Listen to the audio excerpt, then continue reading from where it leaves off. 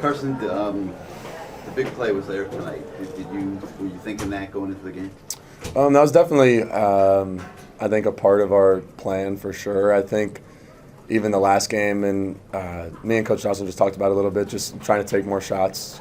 We got athletes out there on the outside that are just a second away from making a big play, right? And they showed that tonight. So, but yeah, it was an emphasis of ours to come into the game and try to take a few more shots and give guys chances. Carson, Coach Cristobal said you were on fire tonight. I mean, were you just feeling it right from the first snap? Oh yeah, I felt good. I felt really good. I thought our bye week we got to work and we fixed a lot of little things. Still so much room for improvement for us on the offensive side of the ball. But again, I thought our best practices all year were the bye week and this week leading up to it. I mean, the intention was there, the focus was there. And again, we came out and we executed, and I think that's why practicing hard and practicing well always translates over into the game, especially, coming and playing on the road. Carson, you obviously are around Malachi every day. What does he do, away from the football field when we see him on Saturday nights that makes him perform the way we're seeing so early in his career?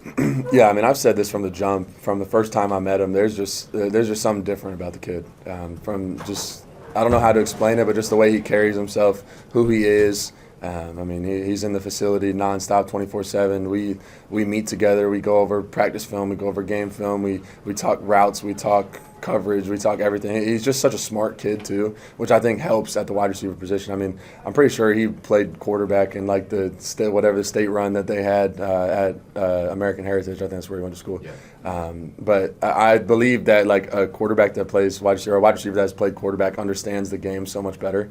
And, I mean, he shows that just by the way that he plays. Obviously, he's just uber talented, but, I mean, he puts in the work, and he deserves all the success that he's had this year. Carson, the defense getting 3 turnovers, you guys converting into getting touchdowns on 2 of 3, just the importance of you guys being able to bounce off each other and being able to capitalize when the defense is able to give you guys the short fields. Yeah, absolutely. I think this whole year, I mean, we've played really good complementary football.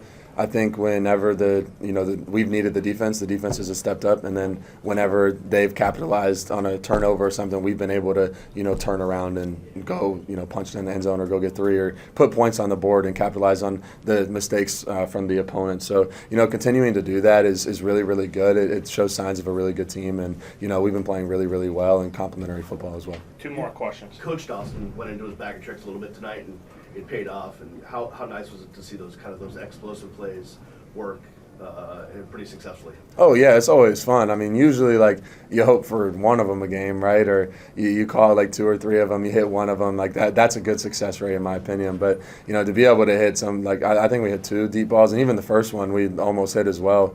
I mean, it's always fun when I'm sitting there in the huddle and I'm about to, I kind of walk out. It's a little loud, and I'm trying to listen, and I hear the play call come in. I'm like, oh yeah, like my eyes light up. I'm like, okay, here we go. Like let's hit this. I hope they give us the look that we want. So, and we were able to get that look twice. So being able to hit on those was huge for us, and explosive plays change games. Carson, you guys are 5-0, kind of the halfway point here. How much better do you think this team can be, knowing where your goals are at the end of the season?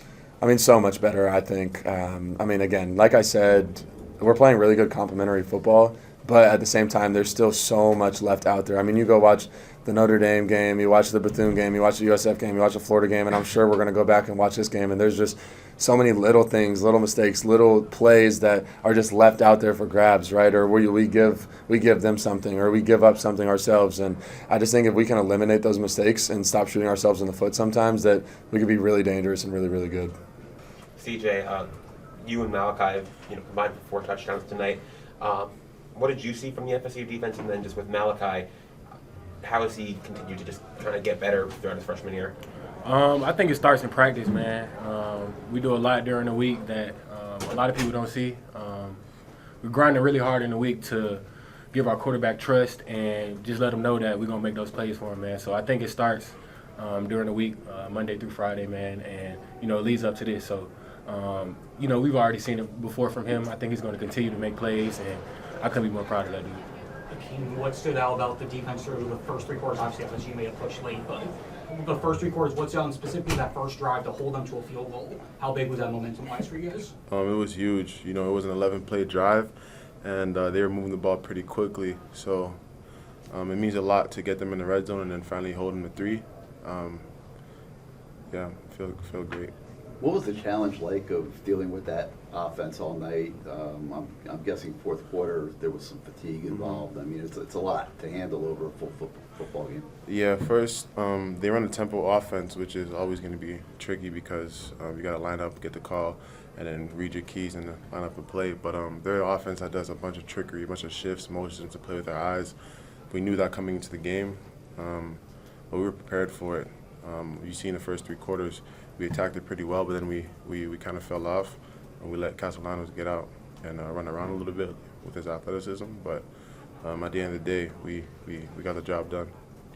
For both of you guys, just coming to somebody else's house, a rival, big stadium, you guys lived up to the moment and just tried, like, executing everything and doing it. I think it's all in preparation, all green tree. We had it 2 weeks to prepare for them, and we took advantage of it. And then coming into Florida State, you know, our biggest rival really, and getting this W, it means everything to us, and it means everything to the people who support us. So. And Akeem, you were here, you know, the last 4 years, first 2 years losing to FSU, once at home, and a blowout, once here. To come out, win the last 2 games, just what does it mean to get these these wins the last 2 years? It means everything to me. A lot of guys weren't there for that blowout win at Hard Rock, that blowout loss, win for them at Hard Rock, and then 2 years ago when it was a close game and Emery broke his arm, like he put everything on the line. So being able to come back, being able to win at Hard Rock last year and come back here and win, it means everything for us because we've been through a lot. CJ, can you take us through your 2 touchdown celebrations, the one for a former teammate with your eye black, and then kind of the chant? I think the chant, I could have controlled my emotions a little more, man. I think I let my emotions get the best of me. And yeah, man, I did it for Kyron, my former teammate that passed last year from LSU. Yeah, it's just on my heart heavy, man. So I let the world know that I'm doing it for him. What does this season mean for you when you reflect on what you went through last year without a touchdown pass and, you know, the different things that you had to deal with injury-wise and stuff? And, you know, what does this mean to you so far, 5 games in? It's just a testament of my faith, a testament of who I am as a person. And just to let people know, like, nothing can get in my way from who I want to be.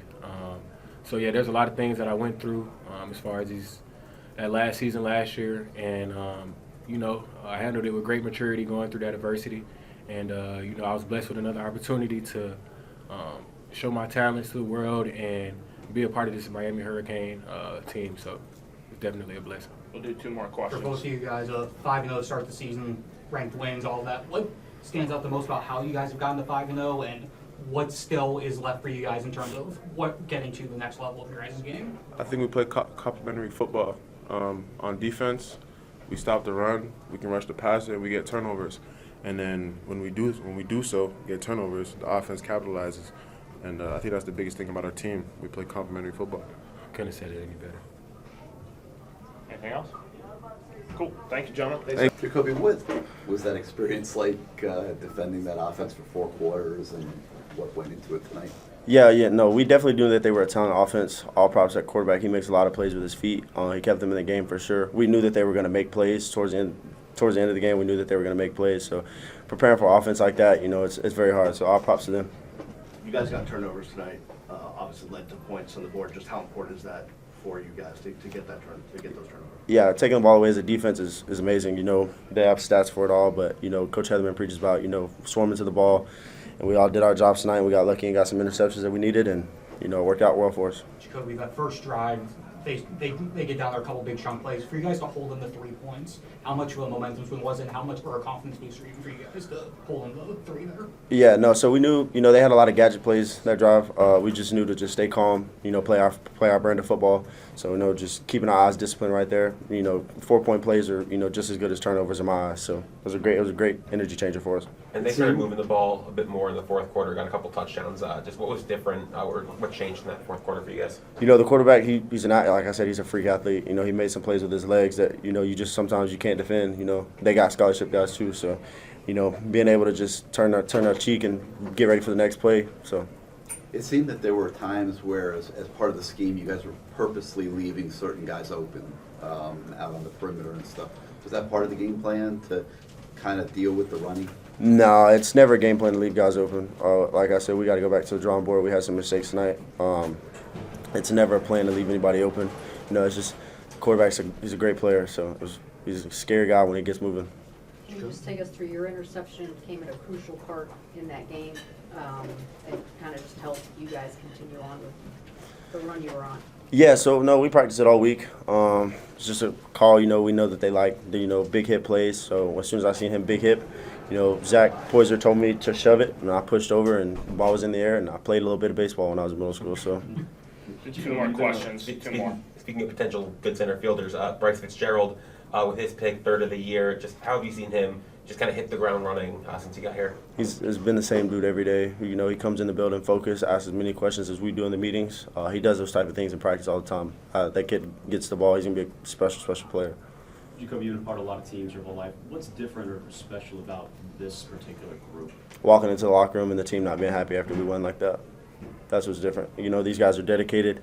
I can't preach enough how much we work each and every day, every day. So, we're in the building early in the morning, late at night, watching tape together as a team. When I walked in and nobody was really excited after the win, I knew that, we got bigger goals. So.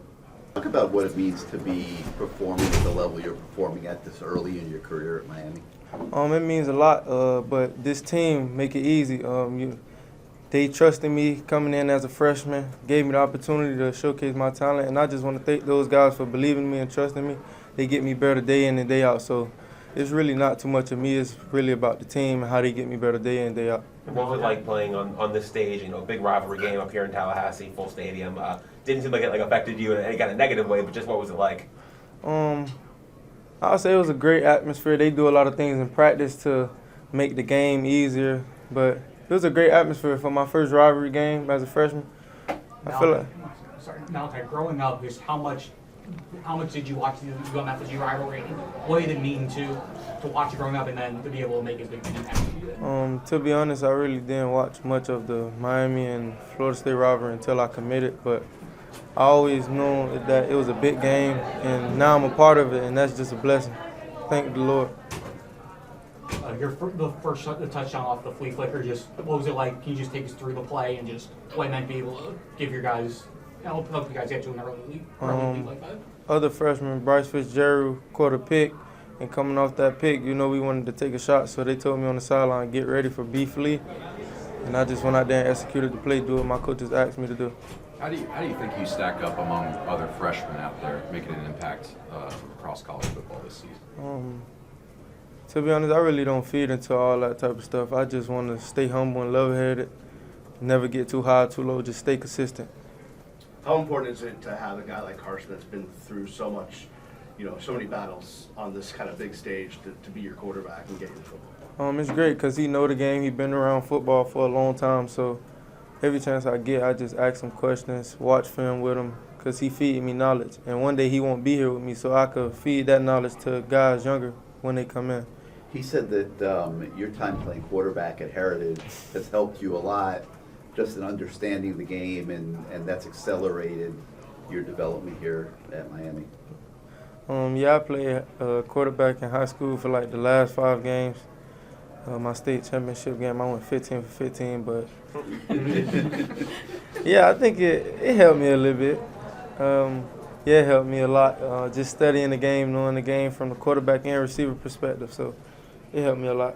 It's obviously, the first month of your college career, and you've already become, I think, kind of a fan favorite. Just how much have you gotten, a lot of attention from, random other students, from fans that'll, message you or see you? What's that been like? Of course, I would say, it's starting to come around the school, but I do my part and the best of part. Well, I do the best to try not to feed into it, because when you feed into it, that's when complacency set in. So I just want to stay even keeled through all and humble through it all.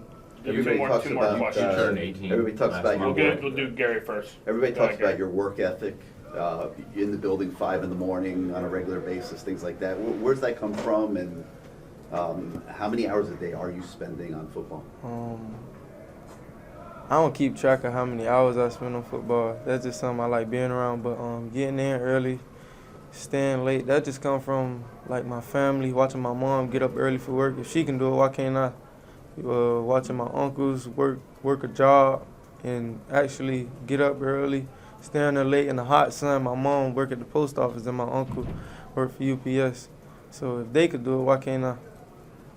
We'll finish it up over here. You turned 18 last month? September 17th, yes. Yeah, like, do you think about, how at a young age that you're able to do all this, and does it even surprise you sometimes?